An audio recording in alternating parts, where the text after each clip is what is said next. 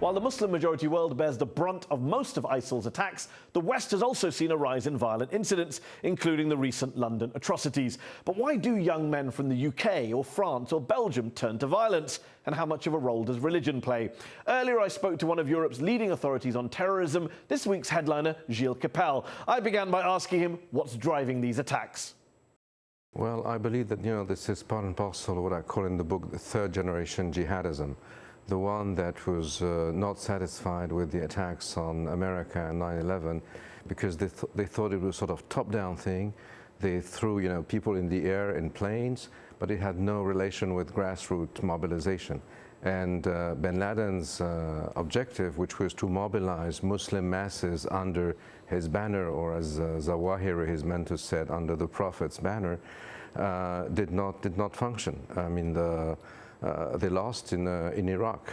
And therefore, in 2005, there was this aide of his, this former PR person to Al-Qaeda, by this Syrian engineer by the name of Abu Mus'ab al-Suri, who posted online this global Islamic resistance call, where he targeted Europe as the soft underbelly of the West, and where he said that as opposed to bin Laden's top-down approach, you needed a bottom-up approach, as they say in Arabic, nizam la tanzim, and that they would find soldiers for the so-called caliphate or jihad amongst the million disenfranchised young Muslims living in Europe. So this was their aim. And it was a deliberate plan that you absolutely. think a lot of the foot soldiers today are trying to carry out on behalf of it's in black and white or in bytes, because it was an internet book, an e-book, and this is what they tried to do. And they benefited from the fact that there is a lot of disenfranchisement among some what we call the banlieues in Europe.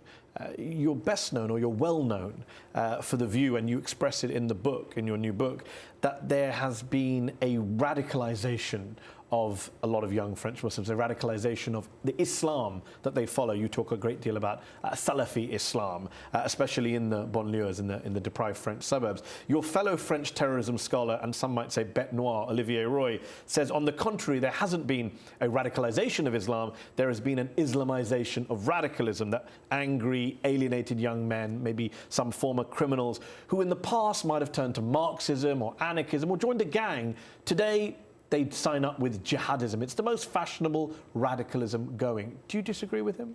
Absolutely. He just believes that, 20 years ago we had the Red Brigades and the Haute Armée fraction in Germany. It was red in those days, now it's green. Tomorrow maybe it's going to be blue, or I don't know what, because the toolbox you use, and then the radicalization is of the essence, and then the phenomenon changes and it's irrelevant. And I've done a lot of surveys in the banlieues, and until recently, because I've been under death threat from ISIS, so it's, for me, it's a little more difficult for me to go there. But both fieldwork and reading the literature. The literature, when I started, when I was young, you read books. Now you have to read to be on the chat rooms on the internet, and and if you don't sort of blend the social issue and the ideology, you miss the whole point. So on that point, on the blend, are you on the side that says ideology is a bigger factor, a more important factor than the social circumstances or the economic circumstances or the identity crises that these guys may have gone through, etc.? It's not necessarily bigger, but it's very important. You cannot shun it, and you can't shun the social factor either.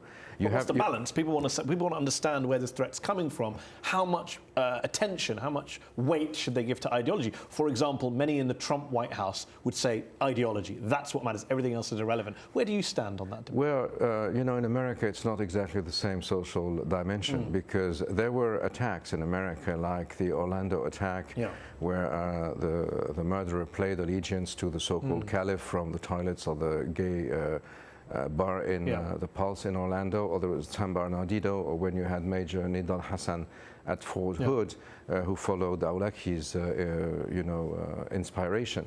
But the global deprivation in America is not really linked to people who immigrated from Muslim countries. On the contrary, many Muslims sort of made it up to the middle class. in America. You say you've done the field work, you've listened to the sermons, but if you look at some of the most famous attackers in France, or infamous attackers in recent years, the Kouachi brothers who carried out the Charlie Hebdo attack, the Abdeslam brothers in the Paris attacks, the Nice attacker, the guy who killed the police officer in Paris on the eve of the election, they were all either drug dealers, petty criminals, ex-convicts, people on the fringes of society, people who had failed at life. They weren't exactly devout Islamic scholars or Salafi ideologues, were they? It's not, no, they were not ideologues, but you know, usually the ideologues don't go and kill people, they just inspire them. The Kouachi brothers had done a lot of time in jail already, where they had been socialized by at the time, the top Al-Qaeda leader in France, a Franco-Algerian Jamel Behal, who was in jail just above their cell. Yeah. One of the brothers, and Ahmedi Koulibaly, who killed people at the Jewish hyper-kosher supermarket 2 days after. And the Kouachi brothers had tried to go to Iraq in jihad, for jihad in 2005. So they had a long history of both. But even when they tried to go to Iraq, my understanding is because they saw pictures of Abu Ghraib, they were angry about the Iraq war. It wasn't because they listened to a sermon in a mosque. No, they did. They listened to the sermon of the guy who's become quite famous now, called Farid Benyettou, who was a Salafi preacher, a radical Salafi preacher from Algeria, and who then was arrested, who did his time, and who's now part and parcel of some de-radicalization program. And definitely he was the guy who sort of brainwashed them. And the same was true with Abdeslam brothers, who went to the so-called Caliphate territory, where they were socialized into a violence, beheading, and you know, you saw the graphic videos. But they also owned a bar until a few weeks before the attacks. A lot of pious Salafis will say, look, you don't have to like us or our beliefs, but we don't do that. We don't support that, nor do we blow stuff up, nor do we own bars. This is what, not bars, but a bar with alcohol, but where people dealt with drugs, did drugs. You know, the sort of, this is what you could call the Molenbeek blend, where you have Salafism on the one hand and drug dealers on the other hand. And the two, you know, give a hand to each other, because who cares about doing drugs with the kuffar, you know, because it poisons their life and it doesn't matter. So it's a matter of balance, definitely, and it's not mutually exclusive. You say it's not mutually exclusive, but to a lot of outsiders, it looks like on the one hand you're saying Abu Musa al-Suri, this is a manifesto, these are holy warriors. On the other hand, you're accepting the socio-economic circumstances, the overlap with crime. It's very hard to unpick then what it is we should focus on, where the threat is coming from. Both. This is the difficulty, because you know, some ideologues that you mentioned, I mean, Western ideologues, to say that. So you're not that much opposed to Olivier Roy's thesis, then? You're saying I'm completely opposed. No, because to him. he's saying look at these guys. They are petty criminals. They're disillusioned. They're on the fringes of society. Yeah, but where you're arguing about is the role of Salafi ideology. He doesn't motivating understand them anything to the ideology, because you have to know the language, you have to know the culture. He doesn't know a word of Arabic, so therefore he says it's useless to speak Arabic. But a lot of terrorism experts, it's not just Olivier Roy, say ideology is the excuse, it's the justification, but it's not what motivates these people. For a lot of these guys, because how do you explain the fact that a lot of Salafi ideologues are not blowing stuff up? The majority of Salafis are not committing crimes or blowing things up. We may disagree with their beliefs or views, but they're not carrying out acts of violence. This is why you have to study the ideology to have the answer to your question, because most Salafis are not jihadists, on the contrary. But you know, they have the same core sort of motto, which is in Arabic, al-wala wal-bara'a. Al-wala means obedience, total obedience to the Salafi scholars, and al-bara'a means disavowal, or making yourself, literally translated from the Arabic, innocent from, right?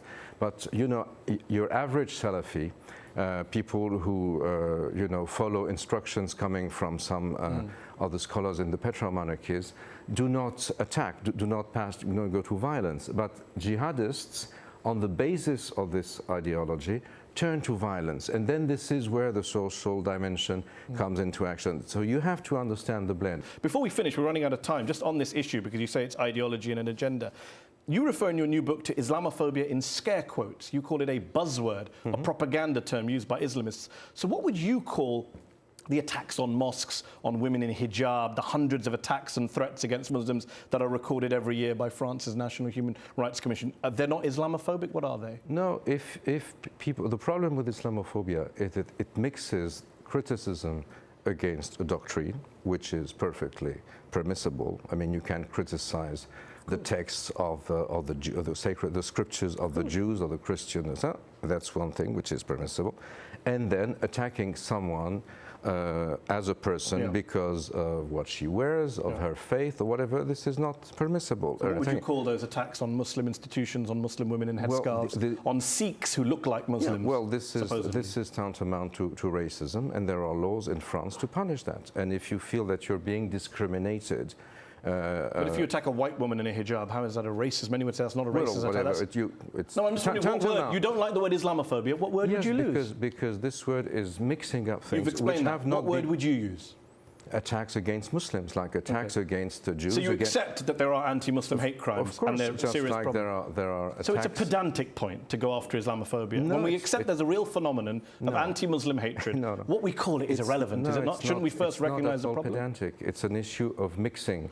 Some might say it sounds like you're downplaying the threat by going after the pedantry. But it has nothing to do with the pedantry. Well, it's about the word. You're accepting there's a real phenomenon of anti-Muslim hate crimes. If you attack homosexuals, or because they're homosexuals, if you attack Muslims, homophobia, whatever, or if you attack women because they're women or whatever, or the elderly because they're old. Therefore, these are phenomena of discrimination that have to be punished. And we give them names: homophobia for attacks on gays, not Islamophobia for attacks on. Because it mixes up things, as I told you. You know, because Islamophobia so your issue is with the name, but it's not with the phenomenon. There's a very real. Absolutely. Yeah. You accept that.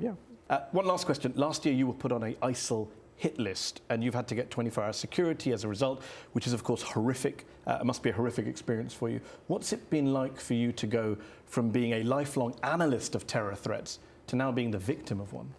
Well, you know, I'm still alive, and the guy who wanted to have me killed has been drowned. So, you know, that's one thing. And I've been studying those issues for the last 30 years. I guess that this is the price to pay when you're trying to speak the truth about social issues.